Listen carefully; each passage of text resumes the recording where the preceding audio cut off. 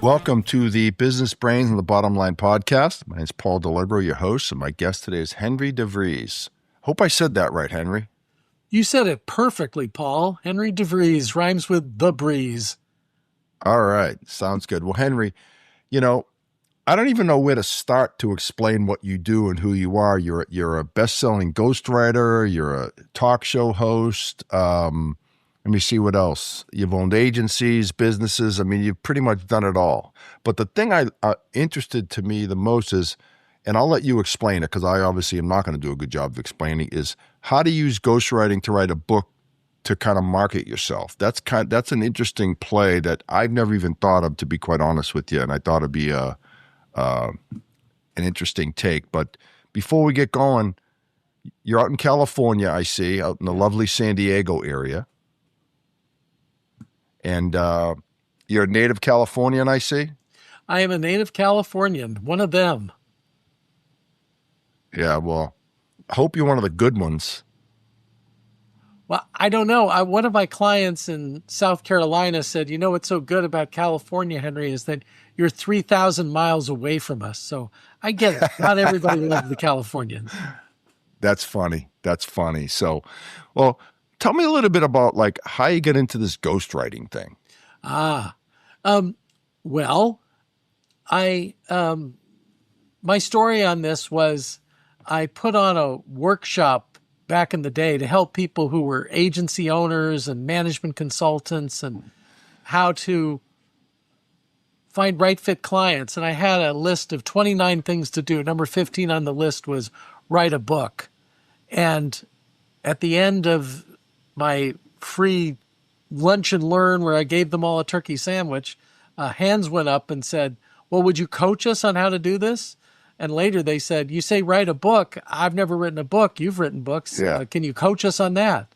So that's how it all started. And that was 300 nonfiction book projects ago. Wow. Now, had you written any books up to that point on your own? I had written a couple. My first book was called Self-Marketing Secrets. I co-wrote that with a woman by the name of Diane Gage, who owned an advertising agency in San Diego. And we gave tips to people. And then I had written another book called Client Seduction, and how you use this educating expert book idea. And that was in the early 2000s that came out. And that's when people started coming to me and saying, well, I don't know how to write a book. Could you help me? And I did it for one person and then another person. And then by the time the 9th person found me, I thought, well, maybe there's a market here. What if I actually advertised this and told people I did it? Yeah, I think you're onto something for sure. I was just thinking that because, I mean, if someone said to me, hey, Paul, you should write a book, I wouldn't even know where to begin. I think your service would be very valuable to people that have a story to tell, and make it easy for them. I do a monthly class, and anybody who mentions your name, I'll comp them into it. It's $365, but it's 2 hours conversation with a few authors and myself on 7 questions you have to answer before you write a book or before you promote a book. And for many people, that's what they need to get going, because what topic do I do, and what do people want, and who am I to write a book? The answer is you've probably got more knowledge in your little finger to write a book than most people accumulate in a lifetime, and you should share that. And people need to hear your stories. That's what makes your book unique. Yeah. And, if I'm probably like anyone else, we all have a little bit of the imposter syndrome going on. Like we've all achieved stuff in our lives, but we all in some ways feel kind of like, I really haven't done that much. I've kind of faked it up to this point. You think you have one little voice in your head, like a 5-year-old talking to you. I have found there's 3 voices. There's the perfectionist voice. Oh, this book isn't going to be perfect, and we don't have enough time to make it perfect, so we need to thank that voice. The next voice is, The belief voice, that's the imposter syndrome voice. And it's like, oh, do we really have something to say? It's probably the organ, the amygdala, the fight or flight organ in your brain that's helping you here. They're trying to get you out of danger. The third one is the comparison voice that says, oh, this is not good as Good to Great by Jim Collins, or it's not as good as Eat, Pray, Love. That's my other favorite. They don't have to be. They're books. You need to write the best book that you can write to help people with the information that you have. Nice. And so if I understand this correctly, it's funny how when you see someone that's written a book, they automatically, from a credibility standpoint, move up in stature in my mind. Would you agree with that? Oh, very much so. I don't know what our fourth grade teachers did to us, either Sister Mary Elizabeth or mine was Mrs. Bandy, but they taught us that books are important and authors are important. And it's not easy to write a book. I don't do anything about easy ways to write books or something. It's not easy. I have 9 different ways that help people do it easier. But still, it's a lot of work to come out with a book. Time. Get your best thing. Yeah. Time that you need. And also you need feedback from somebody to say, this is working, this is good, or this is not so good. We need to make this better. But when you go through that, you've really left something for the world on how to make things better. Yeah. Yeah. And so I know you had said it earlier that, the 9 easy ways to write a book. Now, I don't expect you to give us all your secrets today because people have to pay for that. But what are some simple examples of ways to, write a book and some of the questions you need to ask yourself before? Well, I'll sort of do it like at that reverse order list. I'll do number 9. This is called the misery approach. I named it after the Stephen King novel and movie. It's where you lock yourself in a cabin for as long as it takes, and then you come out with a book. I've actually done it in 2 to 6 days. I've written books for people, but wow. I don't recommend it. And I didn't have Kathy Bates and a sledgehammer standing over me, but I got it done. And I've gone to mountain cabins, but I prefer resorts by the ocean myself. But you can do that. You can power it through. But there are much easier ways. One is developmental editor. Charles Dickens is famous for writing, Oliver Twist and A Christmas Carol. He was also a developmental editor for other novelists, where he would be brainstorm with them, as we would say. He would help co-create it. It would be their name on it, but they weren't doing it alone. I find, Paul, that writing's a team sport. It works better as a team sport. The other ways is I've had people record their workshops, and we turn their workshop into a book. I've interviewed them as a journalist, record it, transcribe it, and turn that into a book. I've had people who were podcasters like yourself, and then we took transcripts from different podcasts, transcribed them, and drew out lessons from that and turned it into a book. There are different ways to talk the book into existence, and that's a shortcut in transcribing it. And then there is a ghostwriter, where a ghostwriter is somebody whose name is not going to be attached to the book. They helped you. For many professions, they don't want anybody to know that somebody helped them. In other situations, people want another name on the cover because, let's say you're Bill Gates or Jack Welch. It would be wrong for them to take all that time to write a book. So many of the people who are CEOs of companies that I help write books for, sometimes they want my name on the cover of the book. That happened with my book on Warren Buffett. A man by the name of Tom Searcy was the lead author, but wanted me as the co-author on that book. And also it helped sell the book to McGraw-Hill because I have what's called a platform. That means people on LinkedIn, and I write, I was writing a column for Forbes Digital, and I was speaking to Vistage International, the CEO groups. So in publishing, that's called a platform, people you can reach out to. He had a big platform. I had a big platform, helped sell the book. So that's another way. So you mentioned a couple of types of people that would do it, but in your estimation, who would be the most likely candidates to write a book that, like, people that aren't doing it that should be? Like, what's the one that Yeah. jumps off the page at Well, you?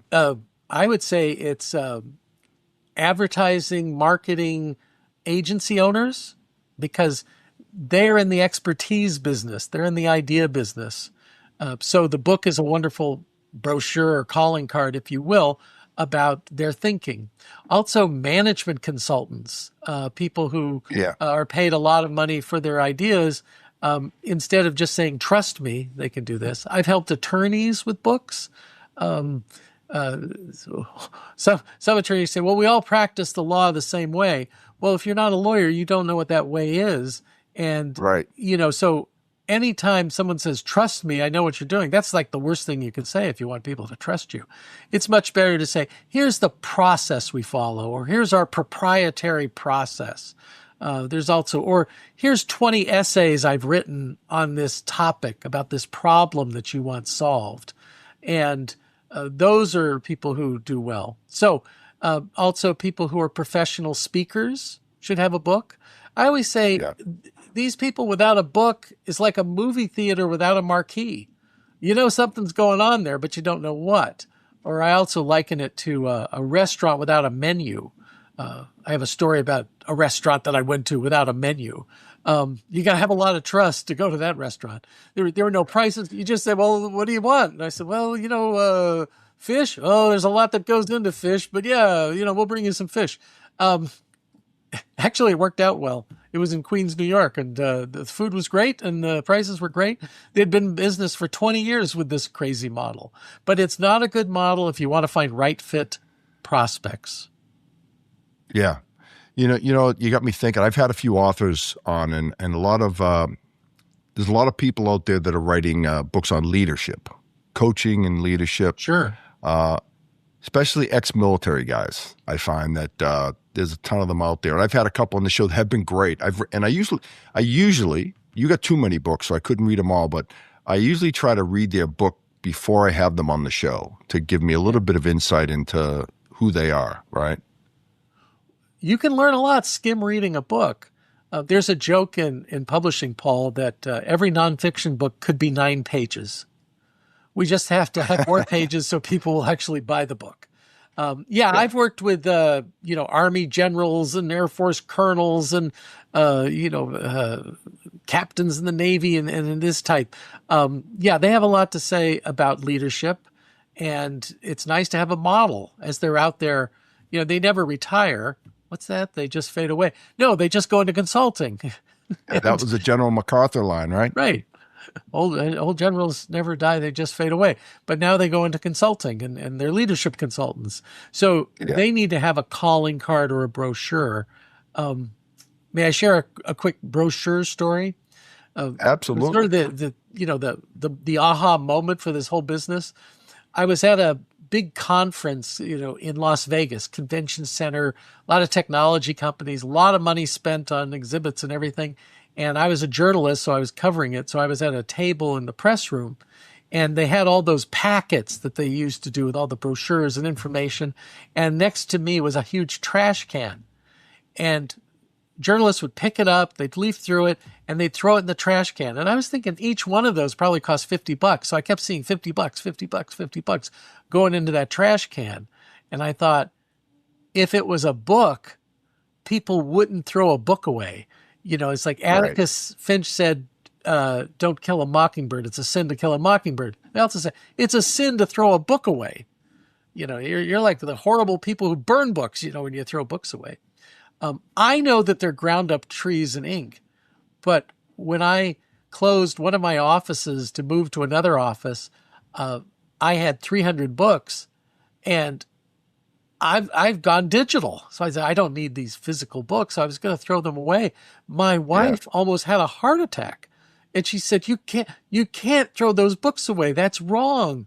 So I had to pack them all up and go to a library and ask if the friends of the library would like them.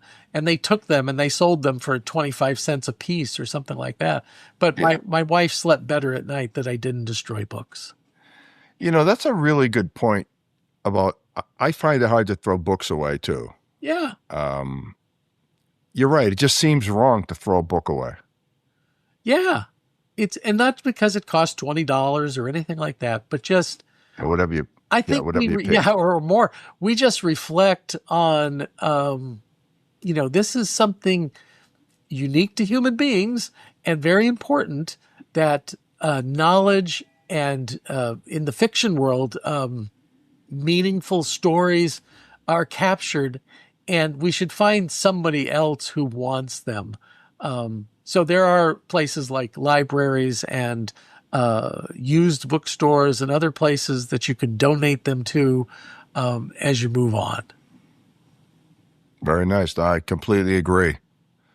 So I get another question for you. You know, you help people write a book, you know, and there's different techniques and all these other things, but how do you turn that into, you know, getting, becoming a public speaker, getting into the media business, all Right. the above? Well, I see myself more as a publisher. When I created this business, I created a school.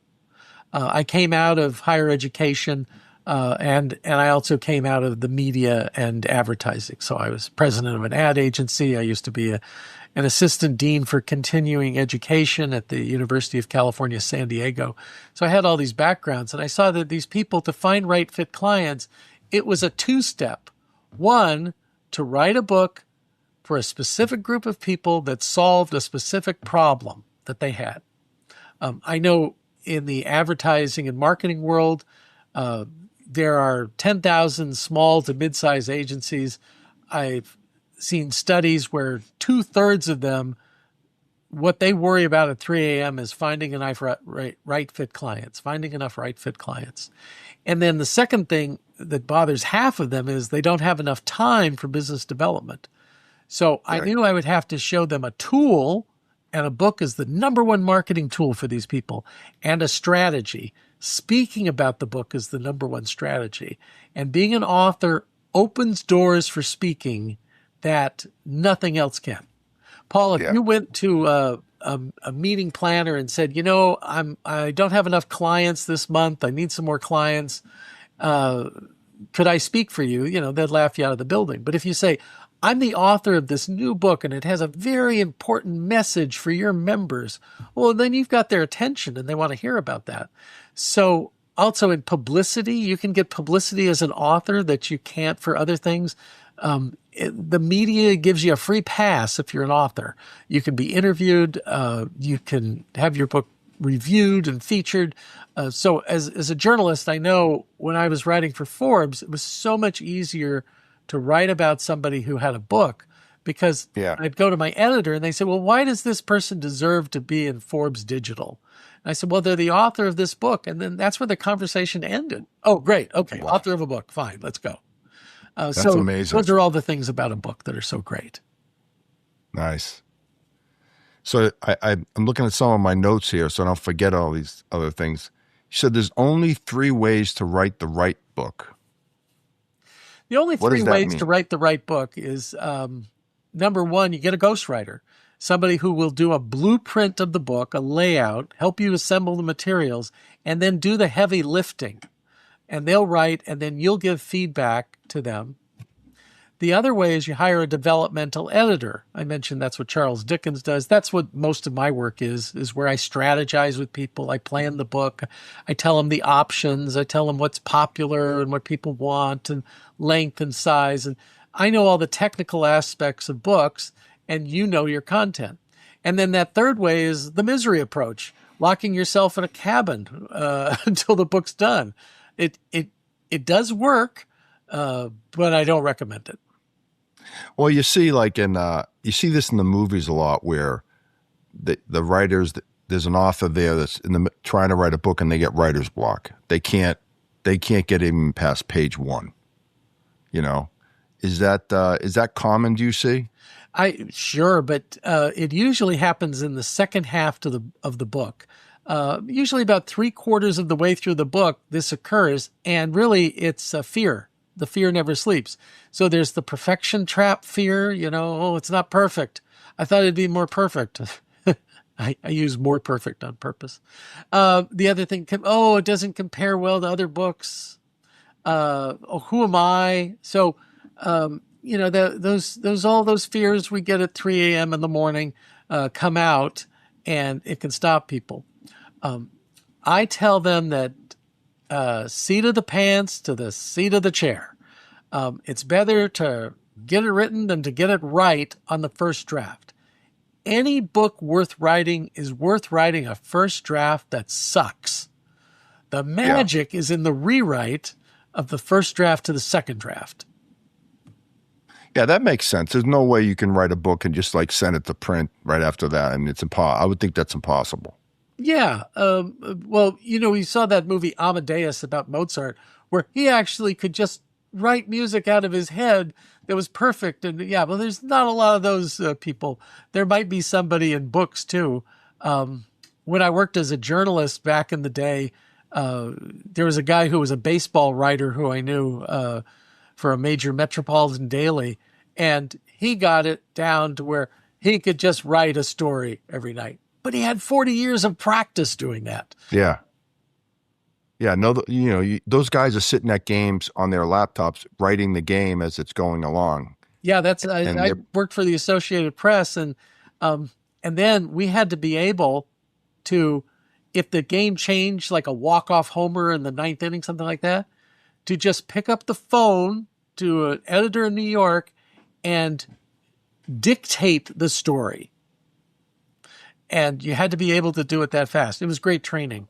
While fireworks are going off and people are screaming, so got to get that story out. This year's World Series to be one of those writers, because it was crazy in that seventh inning or seventh game on how it could end. So they had to keep rewriting it by dictating that story. Yeah, that was a wild series. I felt a little bad for Toronto, but the Dodgers pulled it out. They did what they had to do to win. I had mixed emotions because I grew up in L.A. and a Dodger fan, but I worked for 9 years in Toronto and became a Blue Jay fan. So, you'd say, well, you can't lose both teams, but actually somebody you loved was going to lose that series. Yeah. But I think now, you said you grew up in the LA area, but you live in San Diego now, right? Yes, right. Now, are you a Padres fan now? Well, I'm a Padres season ticket holder. I've been an Angel season ticket holder, and I go to a lot of Dodger games in October. So I was at all the rounds of the playoffs there. There's a joke in LA. What's the difference between an Angel hot dog and a Dodger dog? Well, you can't buy an Angel hot dog in October. So you can buy a Dodger dog in October during the playoffs. That's a very good point. I'm sure the Angel fans like to hear that joke. Oh, yeah. Yeah. Actually, yeah. Well, see, Angel fans tend to be Dodger fans too. It's one day they'll like a Subway series. One day we'll have a Freeway series where they play each other, but not any day It's funny soon. you say that about the Angels Dodgers, because I'm thinking back to other two team cities like Chicago and New York, where you can't be both. Like, especially in New York, if you're a Mets fan, you are absolutely not a Yankees fan. If you're a Yankees fan, you're absolutely not a Mets fan. I've got a friend. Well, my daughter's father-in-law and I have become good friends. And I was going into town, and I said, "Yeah, maybe we could catch a Yankees game together." He says, "Oh, that'd be great." I said, "Or we could go to the Mets." "I'm not going to Citi Field and see the Mets." I'm like, "Okay, whoa." That was pretty. Oh, sorry to even suggest it. I was in Chicago, and I saw a couple walking by the lake, and one had a Cubs hat on and the other had a White Sox hat on. And I said, "I got to ask you a question. This is a mixed marriage. How do you make it work?" And they said, "Well, you just, one day at a time." And then my wife and I, from that, developed a shtick where I've been to 44 Major League Baseball parks. And my wife and I do, I guess you'd call it cosplay. We get the uniforms of the two opposing teams and the hats, and we go as a mixed marriage couple. And you'd be surprised at all the conversations we have and people I can wanting imagine. to know how it happened. Now that's funny. And we don't let on. We just post to Instagram. So we're famous for funny. These people. What stadiums have you not seen? 44? I've been to 44. The only 3 active I haven't been to is Miami. And then the Tampa field they used last year because the Tropicana roof blew off in a hurricane, which was the Yankees spring training park. And then I haven't been to Sacramento to see where the A's are playing. I'll go there this year, and then I'll go to Las Vegas when they open up in Las Vegas as the A's there.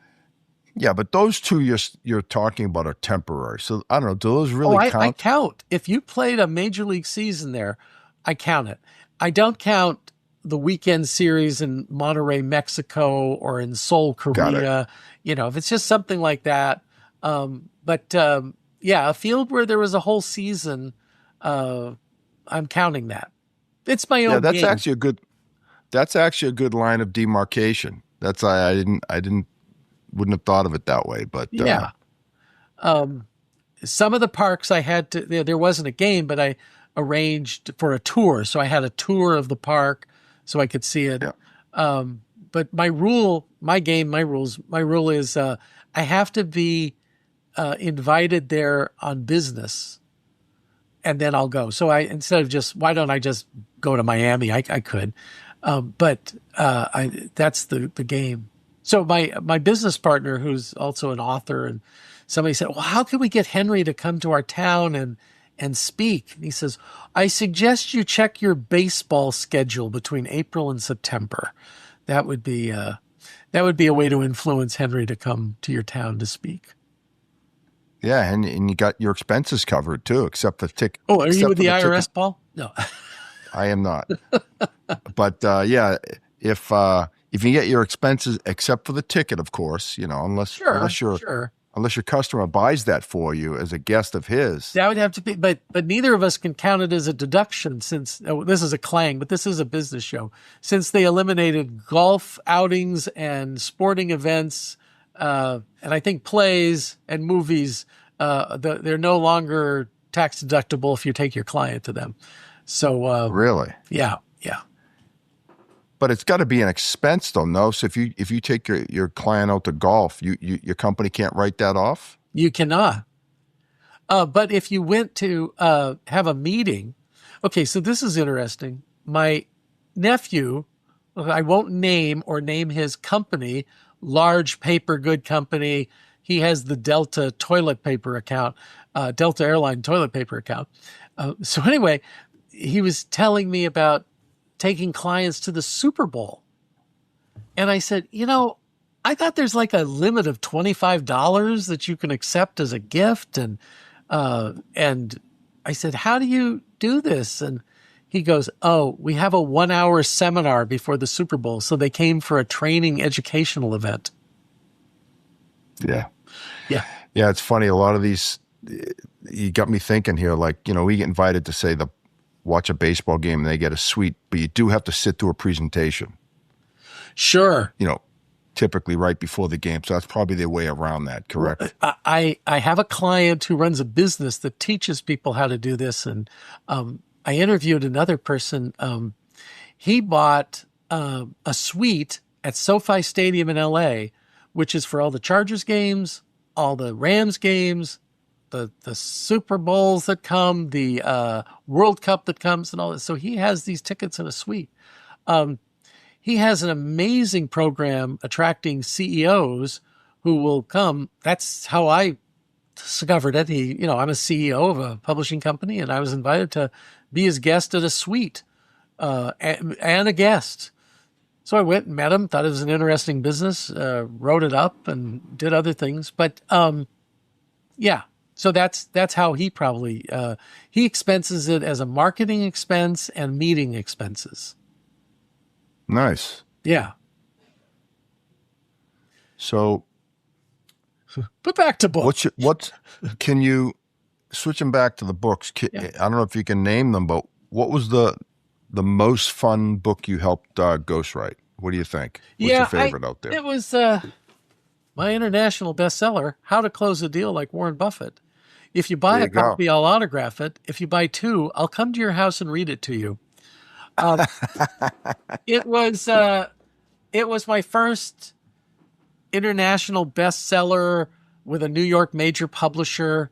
So that was fun. I got to go to the Berkshire Hathaway annual meeting and hear Warren Buffett speak, and then meet with many of the presidents of the companies that Berkshire Hathaway owns, Dairy Queen and World Book and See's Candy and Burlington Northern Santa Fe, just to name a few, the Pampered Chef.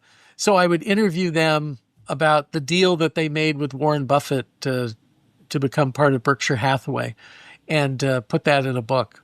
And actually, that is cool. That turned into some volunteer work for Forbes Digital, and then that turned into a contract to write for them for 7 years. Nice. So yeah. So you're a good living example of what you recommend. Is the book helped you get more business? It absolutely did. It opened so many doors and speaking and other things because and also I can always drop the Warren Buffett name. The publisher wanted other book ideas from me, and because humor is my default setting, I said, well, we could do how to garden like Warren Buffett, how to cook like Warren Buffett, how to make love like Warren Buffett. But they rejected the series. That's funny. Yeah, I bet that book would sell, How to Make Love Like Warren Buffett. I think that would be an intriguing... Warren Buffett was quoted as saying, because he had prostate cancer when I was writing the book, so I didn't get a chance to interview him directly, but during that time, he said, no, I'm not going to die of this. I want to die from a jealous husband. And he was up in his 80s when he said that. Yeah. So who knows? Maybe the book would be good. Yeah, you'd definitely get people's attention. Yeah. With a title like that. I'm sure they wouldn't be interested in him just for his money. Yeah. Well, he's got so much of it now. The guy's just a machine. Yeah. It was actually never about the money. No. It was when you have that much money, when you have that much money, it's not about the money anymore. Yeah. Or it never was. More than you can. He was saving up like from his paper route to buy stocks when he was like a 12-year-old. And just obsessed with value investing in the company and doing all these things. So the money became the byproduct. Oh, he was wearing like $300 suits and eating at McDonald's. And some of the people said, Warren, you need to buy like a $1,500 suit to go to the stockholders meeting. And so he obliged. Yeah. And you've heard all those stories about him, that he still lives in the same modest house that he lived in for like 30 years. And he still eats at the same diner every morning. He definitely hasn't gotten full of himself. That's for sure. Right. He's that house, I didn't knock on the door or anything, but there's no fence or, wall or guards or anything like that. I'm sure if you were I used to sell Fuller Brush when I was in high school. I'd love to knock on that door. Hi, Fuller Brush. He's got to have bodyguards though, right? Yeah, there are people hanging out kind of, they're not big Samoa. I used to work for Ray Kroc and the Ray Kroc family and owners of McDonald's, and they had big Samoans with dark glasses and bulges under their coat. He doesn't have that. It's not very noticeable.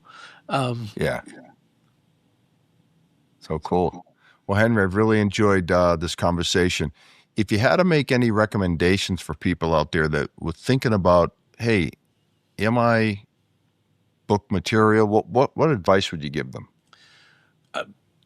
Think about who are the people you want to reach. Who's your ideal target audience, your niche? And then what is a problem that they have that you know how to solve? Those two things are what you need to get started on a book. And then you research it, you come up with ideas. To you, it might be old hat, but to other people, they don't have the knowledge that you have, so sharing that. Again, I invite people to, you can go to Indie Books International, that's intl.com, and if you want to have a book chat with me, 30 minutes, I'll strategize with people. That's one of my favorite things to do. And if you want to attend one of my classes, you can attend one of my classes and mention Paul's name and we'll comp you into that. Bounce off those ideas, explore them, get them going, research them, and you can write a book. Lovely. Well, on that note, we'll kind of wrap up here. If you mentioned a couple of ways people get in touch with you, but do you have any email addresses, websites, anything where people can, if they're interested, can reach out to you? Two main websites. One is persuadewithastory.com, and I'm Henry at persuadewithastory.com. There's also Indie Books International, INDIEBOOKSINTL.com, abbreviation for international. So I'm Henry at indiebooksinternational.com. Both of those websites have lots of free information, videos, and I've written 20 books on the subject, so there's books that you can have. If I talk to people and there's some book they need, I send it to them at no cost. My brand is generosity. There you go. I think it's a good way to be. I find the more generous you are, the luckier you get in business. No, that I would agree with that. That makes sense. Yeah. You create a certain magnetism, right? When you're generous with your time and efforts and. Yeah. And then law of reciprocation, people want to help. And, or if it's not them, Paul, here are the 4 magic words in the English language. I know a guy. And that works for women too. Sometimes I know a guy is a woman who does something. But they say that in the mob too. 90% of my business is because somebody said, oh, I want to write a book. I don't know how. And they say, I know a guy, Henry DeVries. There you go. Well, I know a guy now. There you go. That's for sure. So, well, Henry, we'll wrap it up there. Really appreciate you coming on. This was fun, interesting stuff. I've never met a ghostwriter before, so you're the first for me. And you've definitely opened my eyes. Definitely. Maybe I'll write a book someday. Who knows? Well, you can always attend that class with me, Paul, or spend 30 minutes with me. I'd be happy to do that for you. Sounds like a plan. Okay. I'm going to hold you to that. Okay. So, all right. Well, that's it. That's for another edition of the Business Brains and the Bottom Line podcast. This is Paul Delegro, your host, signing off. Until next time.